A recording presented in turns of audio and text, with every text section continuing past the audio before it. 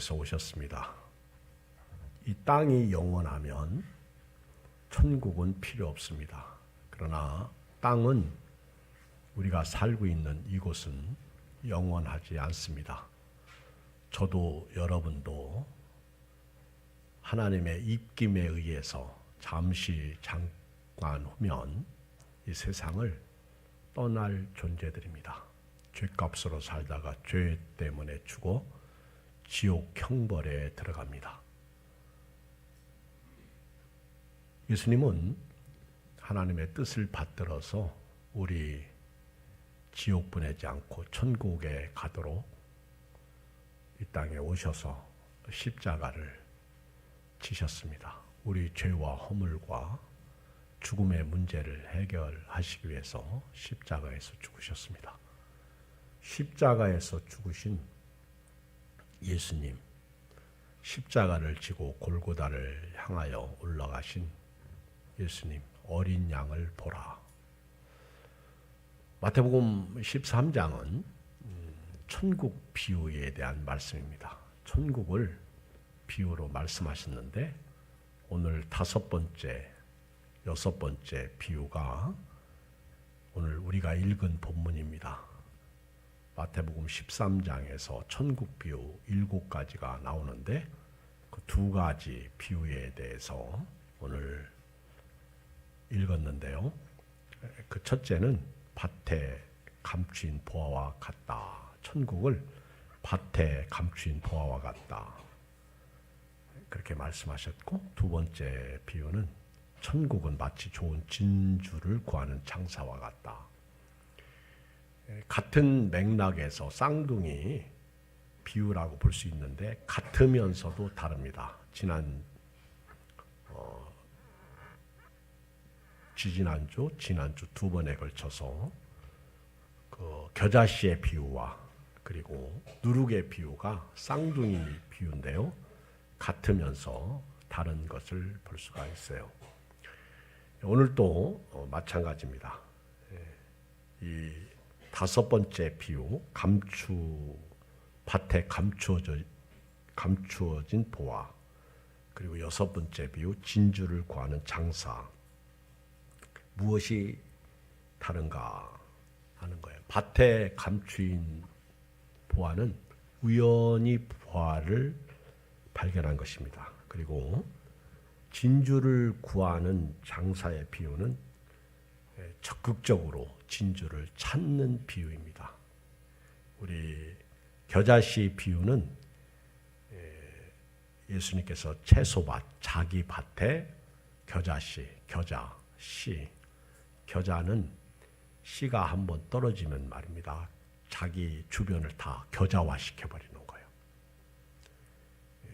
이 씨가 떨어지면, 천국은 씨가 딱 떨어지면 다 천국화 시키는 거예요. 누룩은 밀가루의 지배를 받는 게 아니라 밀가루를 지배합니다. 그래서 밀가루 전체를 부풀어 오르게 하는 거예요. 속성이 달라요. 천국을 소유한 사람이 세상을 지배하는 거죠. 그리고 오늘 이 밭에 감추어진 보화는 어느 사람이, 어느 농부가 밭 갈다가 우연하게 보화를 발견하는 겁니다. 세상을 살다가 어느 날 하나님의 은혜 받은 것입니다. 하나님의 보화를 발견하게 되고 그 보화를 발견하는 순간 그 보화를 모든 것을 팔아서 집 팔고 소 팔고 또 자동차 팔아서 그 보화를 사는 내용입니다. 그리고 진주를 구하는 장사의 비유는 아주 보화를 발견한 사람이 어떤 면에서는 진주를 구하는 것과 같습니다. 적극적으로 진주를 찾아 나서서 진주 하나를 발견했을 때 인생 모든 것을 투자하고 가진 모든 재산을 투자해서 그 진주를 삽니다.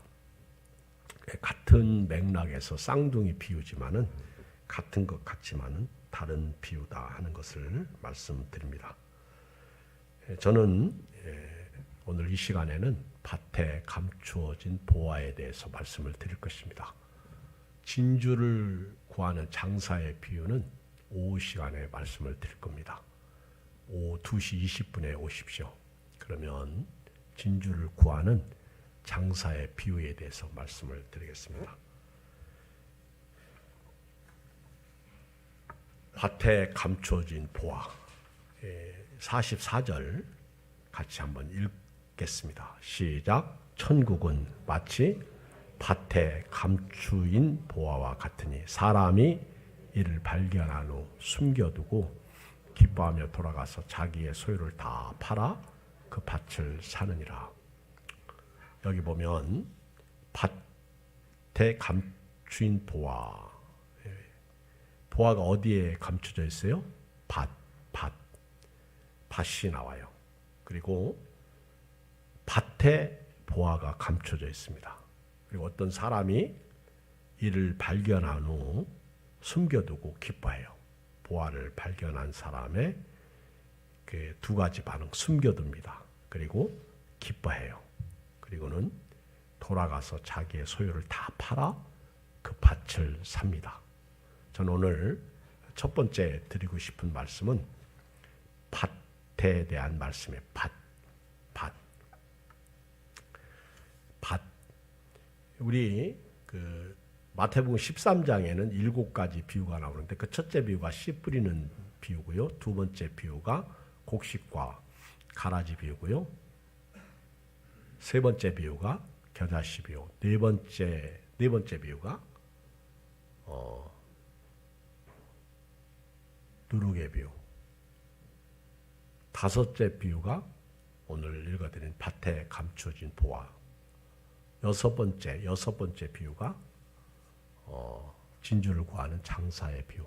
일곱 번째 비유는요. 제가 다음 주 거쳐서 마지막 주에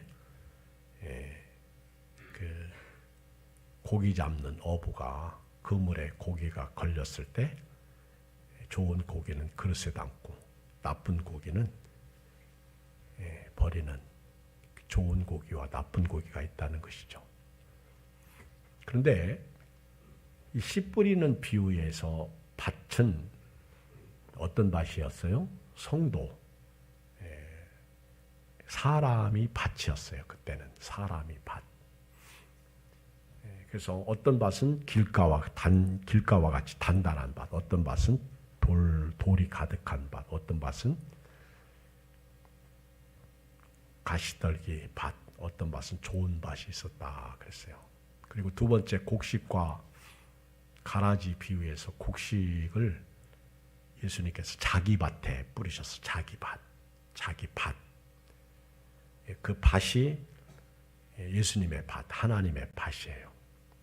그 밭에 곡식을 뿌렸는데 성도를 심었어. 하나님의 나라를 심었는데 놀랍게도요. 그 밭에 마귀가 와서 가라지를 뿌립니다. 가라지. 여러분들이 자꾸 가라지가 들으니까 교회 못 나오는 거예요. 코로나 때문에 못 나오고 돈 때문에 못 나오고 질병 때문에 못 나오고 사업 때문에 못 나오고 자존심 때문에 못 나오고 또 뭐 세상적인 것 때문에 그 다음에 내 마음속에서 요동치는 그런 것들 때문에 못 나오게 다 가라지를 뿌려서 그래. 가라지 못 잡으면 말입니다. 천국 가는 그날까지 갈등, 고통 가운데 있다가 갈등하다가 결국 잘못하면 기한전에 떨어져 버리는 불쌍한 신세가 되고 맙니다. 그리고 겨자씨 비유에는요. 누가복음을 보면 채소밭이요. 예수님이 자기 채소밭에 겨자씨, 이 잡초 같은 한 번 떨어지면 이 작은 겨자씨 한 알인데 얼마나 이게 퍼지는지 말입니다. 근성이 그 지역 전체를 잡초화시켜버려요. 이 겨자화시켜버리는 거예요.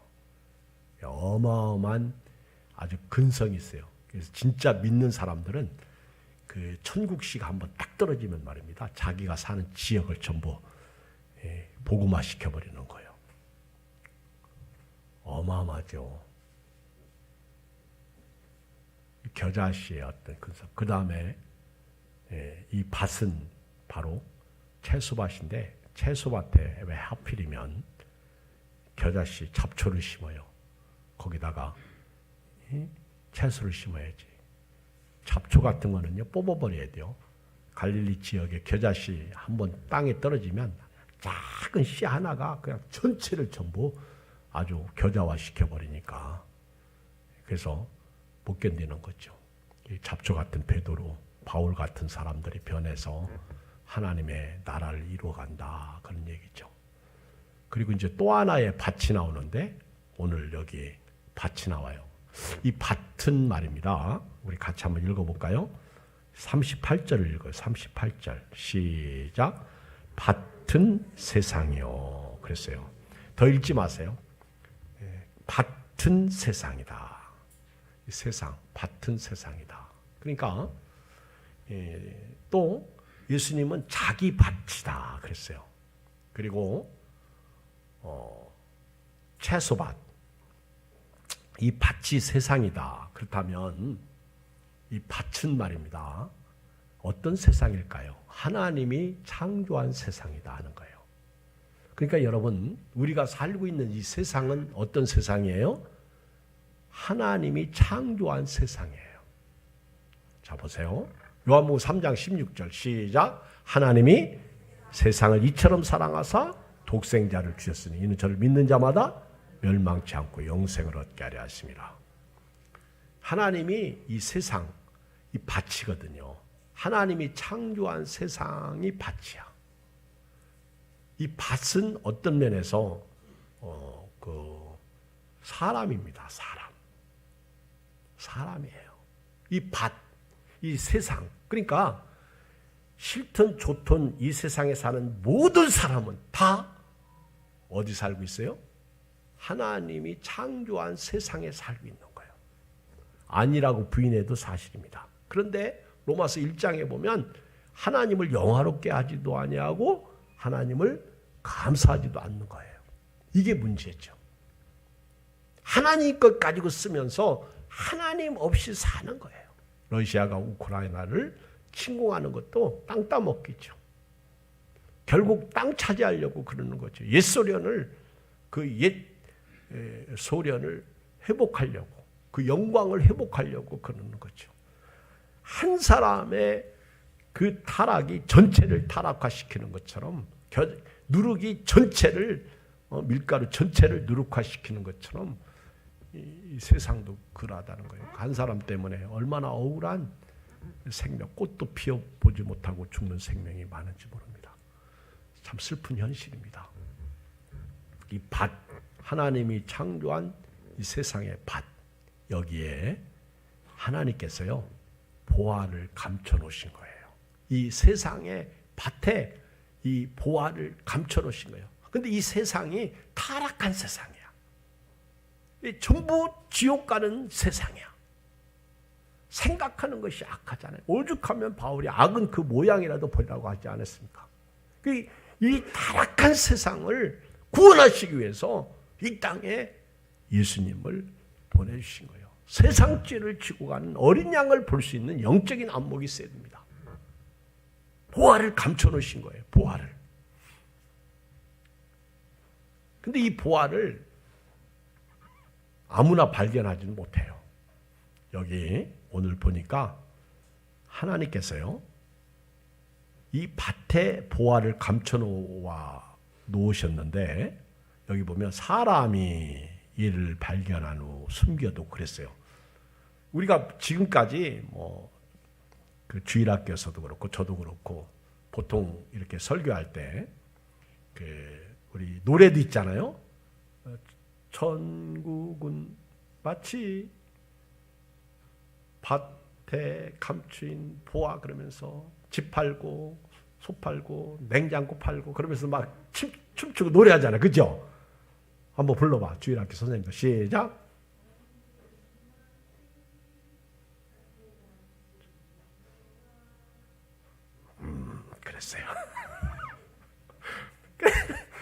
막 거기 보면 그 왜 냉장고가 나오는지 난 모르겠어. 다른 거 다 이해가 되는데 왜 냉장고 팔고, 그쵸? 그 팔고 막 그 보화를 사는 내용이 나오는데, 근데 이제 이 사람이 누구냐 하는 거예요. 사람이. 보통 우리는 그 남의 밭에서 쟁기질하고 먹고 사는 사람 그런데요. 제가 이번에 말씀을 증거하면서 보니까 소장농이야. 소장농. 소장농이 누구죠? 소장농이 뭐예요? 소장농은 남의 땅을 이렇게 도지를 받습니다. 그리고 그 땅을 농사를 지면서 얼마는 주인에게 주고 얼마는 자기가 갖는 거예요. 그래서 열심히 농사를 지면 돼. 그러니까 이 소장농입니다. 소장농. 이 사람이 지금 남의 땅을 자기가 이제 대여받아 가지고 농사를 짓고 사는 거예요. 그러니까 열심히 일하잖아요. 그냥 남의 집, 남의 밭 갈아주는 거하고 다릅니다. 이 소장농이 이제 남의 것을 가지고 이렇게 일을 하는 겁니다. 여러분, 여기서 우리가 한 가지 깨닫는 것은 조금 전에 제가 말씀드렸듯이 이 밭은 누구 거라고요? 하나님 것이라고 했어요. 하나님의 밭. 이게 세상이라는 거예요. 예수님이 이 밭. 그런데 이 밭이 타락한 밭이에요. 세상은 타락한 세상. 그렇죠? 아담 이후에 타락한 세상이 되어버린 거예요. 그런데 하나님께서 이 타락한 세상을 구원하시기 위해서 이 땅에 보화를 보내주신 거예요. 그 보화가 누구예요? 고린도후서 4장에 보면 이 질그릇에 우리가 보화를 가졌나니 이는 능력이 심히 큰 것이 내게 있지 아니하고 하나님께 있음을 알게 하려 하십니다. 보화는 예수님이에요. 그러니까 이 세상에 하나님께서 예수님을 감춰 놓으신 거예요. 예수님, 보화를 감춰 놓은 거예요.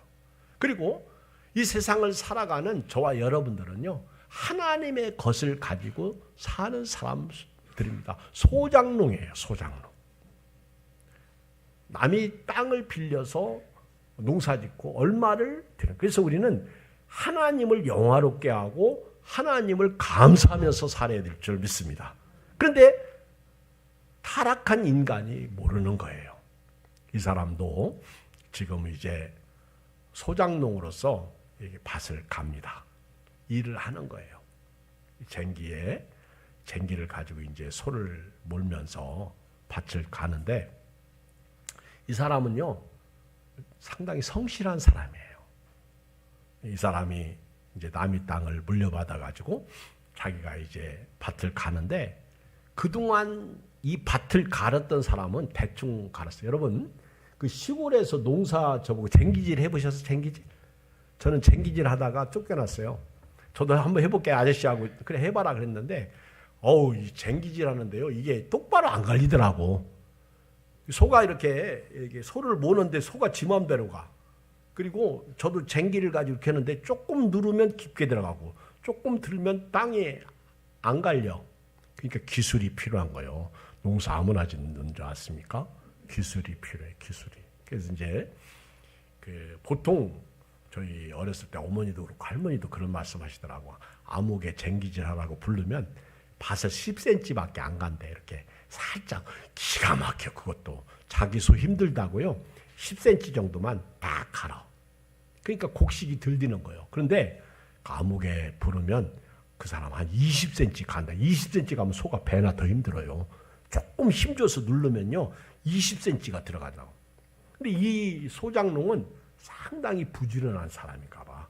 그리고 성실해, 진실해. 그러니까 자기가 농사 짓는 거 어차피 조금 땅을 깊게 갈아야 되겠다. 그래가지고 이 손을 어마어마하게 힘듭니다. 조금 깊게 가려면요. 한 30cm 아니면 40cm까지 가는데 소가 막 얼마나 힘들겠어. 근데 한참 갈다가 보니까 이 보습, 옛날에 제가 보십 그랬는데 이게 보십은 사투리고요. 보습이 표준말이더라고 보니까. 보습, 이 쟁기 끝에 보면 쇠조각이 있어요. 이렇게 빼조각에. 그 보습을 깊게 딱 눌렀는데 뭔가 딱 걸려가지고 보습이 그만 망가져버리고 말았어. 그래가지고 아유 에이씨 오늘 하루 공쳤네, 오늘 끝났네 이 사람이. 그러면서 화가 나가지고 에이 쟁기 부서지고 오늘 일 그만할까 그러다가 아니 다음에 또 이거 가려면 또 보습을 망가뜨릴 수 있잖아. 그러니까 이 사람이요 에이씨 불만 불평하지 않고 삽 가지고 와서 도대체 어떤 돌이 박혔길래 그런가 하고 삽으로 지금 팝니다. 이걸 캐내야 나중에 쟁기가 안 부러질 거 아니요, 망가지지 않을 거 아니요. 그래가지고 파내는데 와 파내다 보니까 돌이 아니네. 뭐가 걸려서 보습이 망가졌는데 파다 보니까 와 세상에 그 안에 보물이 있는 거요. 그러면 어떻게 해요? 얼른 사방을 쳐다보는 거예요. 왜 누가 보나 안 보나. 그리고 싹 묻어들어고 이 기가 막힌 이건 아무도 안 보나. 그래서 얼른 묻어뒀습니다. 막 속에서요 기분이 막 째지는 거예요. 막 기쁨이 오늘 여기 보니까 이를 발견하여 먼저 숨겨둬요. 왜 누가 보면 안 되니까. 그리고 막 기쁨이 얼굴에 환히 찾아오는 거예요. 어제 제 친구 목사님하고 전화를 했어요. 전화가 왔어요. 이 목사님 요즘 잘 지내지? 코로나 때 서울은 괜찮아? 대전은 목사님들 다 코로나 걸렸다고만. 그러면서 전화가 왔어요. 그런데 아 우리 목회자들도 성실해야 돼, 진실해야 돼. 그리고 교인들도 성실하고 진실하면 하나님이 복 주셔. 그러면서 자기 어렸을 때 대전에 파남 장로교회에 있는데 거기 목사님 아들이 초등학교를 다니는데요. 그 목사님하고 참 성실하게 목회를 잘했나 봐. 근데 어느 날 아들이 복권을 하나 산 거예요. 복권. 그러니까 아빠가 예수 믿는 사람은 이런 거 사는 거 아니다 하고 쭉쭉 두세 번 찢었어. 그랬더니 애가 그거 사고 아깝잖아. 금요일 날 발표하는데 텔레비 나오는데 그래가지고 그걸 다 붙였어. 붙여가지고는 이제 금요일 날 기다리고 아빠는 그때 텔레비에 보면 저녁 때 하잖아 발표를. 아빠는 금요일 예배인도 하고 애는 집에서 텔레비 복권을 번호가 몇 번이니까 텔레비 보는데 아, 세상에 당첨된 거예요. 복권 1억짜리가. 그때 1억이었어요. 그죠? 당첨된 거예요. 그래가지고 좋아가지고 그거 붙인 거 가지고 아빠한테 이제 가는데 아빠가 지금 기도하고 있었어. 아빠 지금 기도할 때 아니라고. 아빠 지금 기도할 때 아니라고. 빨리 나오라고. 이놈 자식이 왜 그러냐고 그랬더니 이 복권 그 당첨된 것을 보여주면서 아빠 이거 당첨됐다고. 그러냐. 보니까 그 맞는 거야. 그래가지고 이제 그 다음에 서울에 와서 이제 그 복권을 찾았다고 그래요. 근데 이제 교인들이 복권 당첨된 거 다 알면 잘못하면 이게 또 시험 들고 그렇잖아. 11조를 해야 되는데 1,000만 원을 해야 되는데 그걸 한꺼번에 다 못하고 1년 동안 했대. 1년 동안 이 헌금을 나눠서 했다고 그러더라고. 그리고 또 하나 얘기하더라고요. 그 어떤 이렇게 혼자 사는 분이 있는데 남자인데 되게 힘들고 어렵고 병들고 정말 힘들고 어렵게 사는데 이 사람이 계속 새벽 기도를 오는 거예요. 새벽 기도. 새벽 기도 오면서 하나님 저도 돈 좀 주십시오. 힘들어요. 먹고 살기도 힘들고 돈 좀 주십시오. 제가 일도 못하고 그럽니다. 그러던 어느 날 이 사람이 그리고 있잖아 즉석복권 8장을 샀대. 8장. 근데 그 중에 하나가 몇천만 원짜리가 당첨된 거예요. 할렐루야. 그래서 그러는 거예요. 이 목사님 지론이 그러는 거예요. 우리 예수 믿는 사람도 있지. 성실하면 복권에 당첨되기도 하나 봐. 진실하면. 근데 이 지금 밭을 가는 이 사람은요. 지금 밭을 가는데 다른 때보다도 더 깊게 갈았어. 만약에 이 사람이 10cm, 20cm 갈았으면 그 복권 아니 그 보화를 발견할 수 있어요, 없어요? 없어요. 여러분 교회 생활도요 성실하게 하시길 바랍니다. 믿음 생활 성실하게. 우리 홍성기 장로님 아까 기도할 때 첫 번째 그 기도 내용이 그런 내용이잖아요. 먹고 살기 위해서는 아침부터 일찍 일어나가지고 열심히 그렇죠. 그런데 우리가 주의 일을 할 때에는 코로나 핑계 뭐 핑계로 교회도 안 나오고 그런다. 와, 은혜돼요, 은혜돼요. 구구절절히 옳은 소리만 해요. 그렇죠? 한번 생각을 해보세요. 이분이 소장농으로서 비록 남이 바치지만은 그래도 농사를 잘 지으니까 다른 때보다도 쟁기를 더 깊게 눌렀더니 비록 쟁기는 부서졌지만은 보화를 발견하니까 그걸 숨겨두고 좋아가지고 기뻐가지고 아내한테도 얘기 안 합니다. 왜? 아내한테 얘기했다가는 아내가 자기 여동생한테 얘기하면 여동생이 먼저 이걸 해결해 보려고 하니까 어떤 분은 그런 얘기해요. 그걸 주인에게 얘기를 해야지 그걸 감춰두고 집 팔아가지고 그걸 사면 되느냐고. 그거는 그 헐짓 없는 사람 얘기니까 그건 신경 쓰지 말고 듣지도 마세요.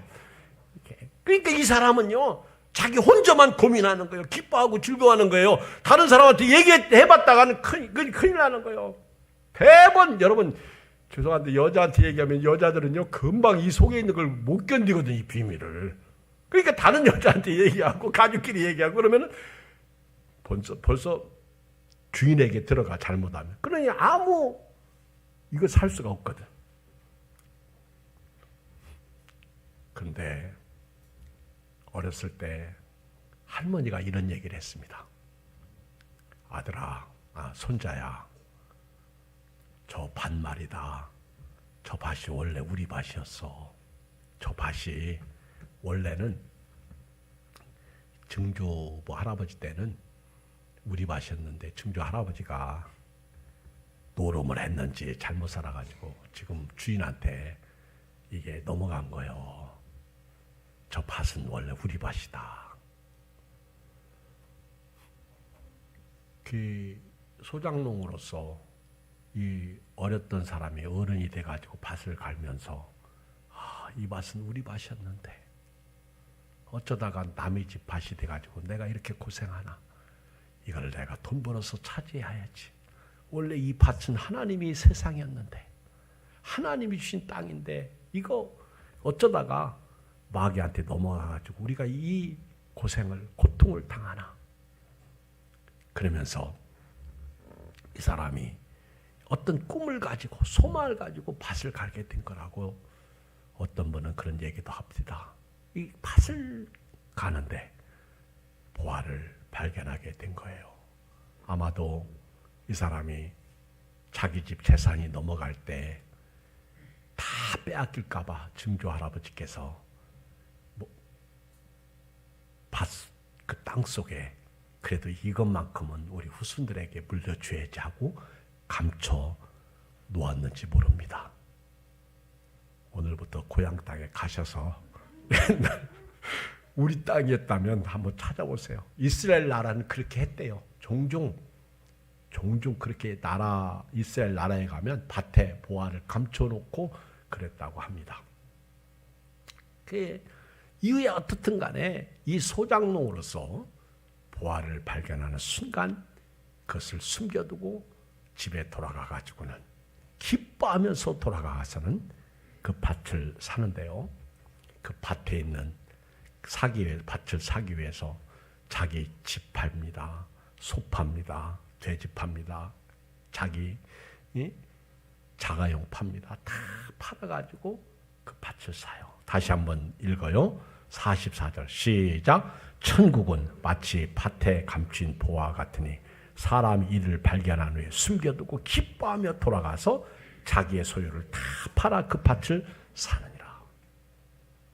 여러분, 천국은 마치 이와 같다는 거예요. 하나님께서 이 세상에 보화이신 예수님을 감춰 놓으셨어. 이 세상을 우리는 소장농으로서 삽니다.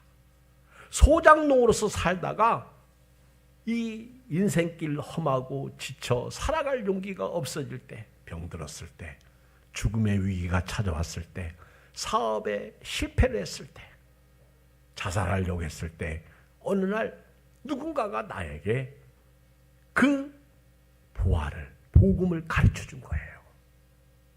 어느 날 이 복음을 깨닫게 된 거예요. 인간은 죄 때문에 죽어 지옥 가는데 예수님께서 이 땅에 오셨구나. 하나님이 이 세상을 이처럼 사랑하셔서 독생자를 보내주셨구나. 이 예수님이 보아이구나.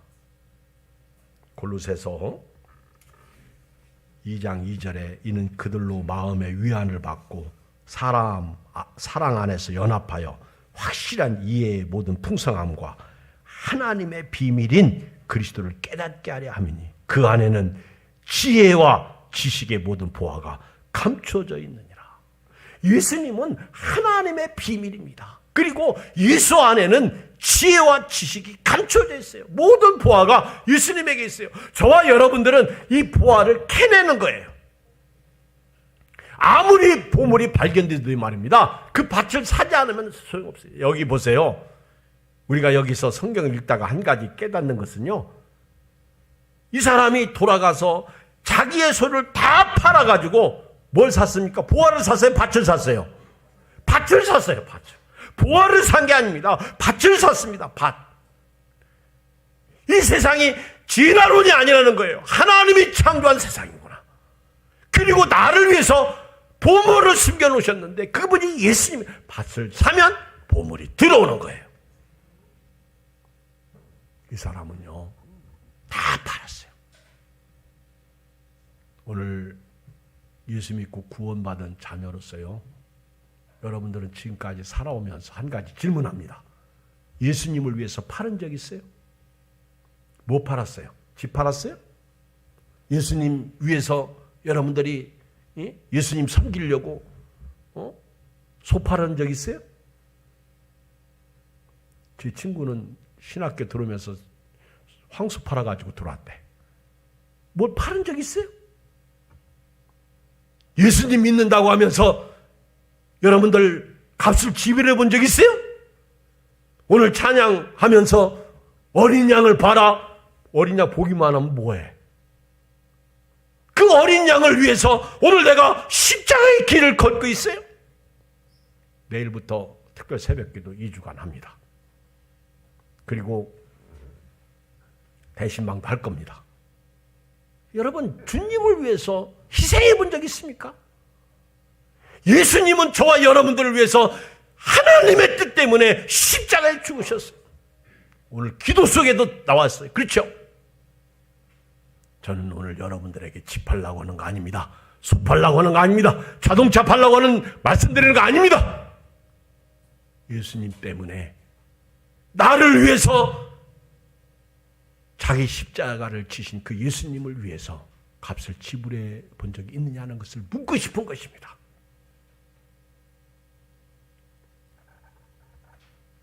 제가 혹시 여러분들에게 동영상 보내는 것을 봤는지 모르겠는데 개그우먼 조혜련 씨인가 그분이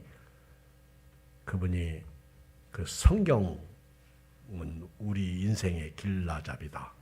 아마 그런 내용으로 4분인가 그 영상을 만들어서 우리에게 보여줬는데요. 아우 너무 기가 막히게 잘했어요. 그때 나오는 말씀이 뭔지 아세요? 갈라디아서 2장 20절 내가 그리스도와 함께 십자가에 못 박혔나니 그런즉 이제는 내가 산 것이 아니요 오직 내 안에 그리스도께서 사신 것이라. 이제 내가 육체 가운데 사는 것은 나를 위하여 자기 몸을 보내신 하나님의 아들을 믿는 믿음 안에서 사는 것이라. 그러면서 뭐라고 그래요?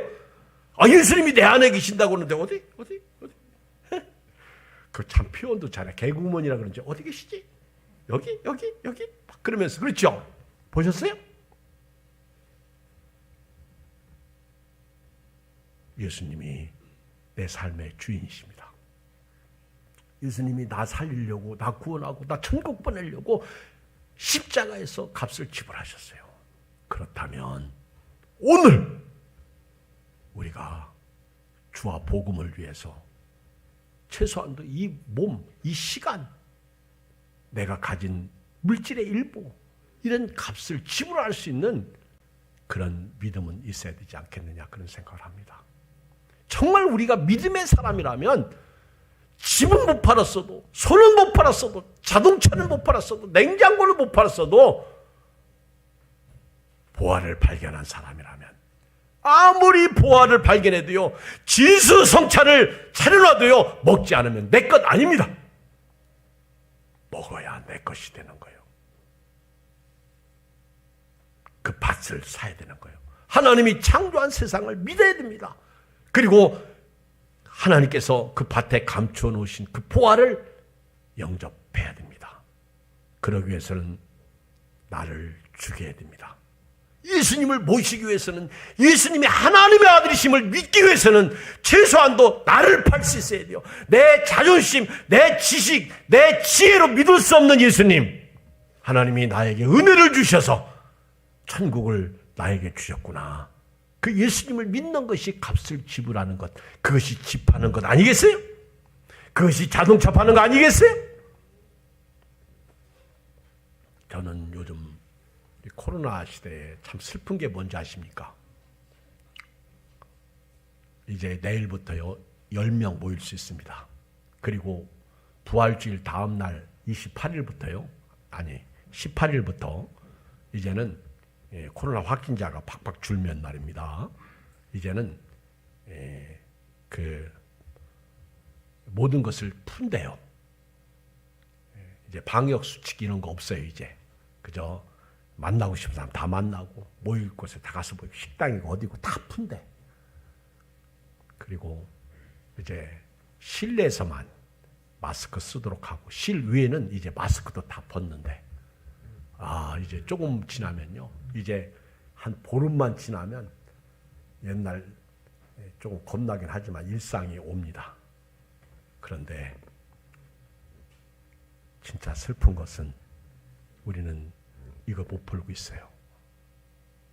세상은 코로나 확진자 수가 줄고 그렇게 많이 있어도 일상으로 우리를 돌리려고 하는데, 우리 신앙은요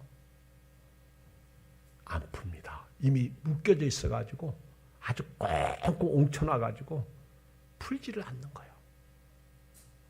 나의 나태함, 게으름, 나의 어떤 고집, 나의 어떤 것들이 주님의 십자가와 아무 상관이 없다는 거예요. 아주 가슴이 막혀요. 이제는 교회 와도 됩니다. 저도 2부 예배 없애고 이제 3부로 같이 드립니다. 항상 오늘은 이 사람 나오겠지 기다립니다. 그러나 정말 안 됩니다. 한 번 묶인 거 이 못 푸는 거예요.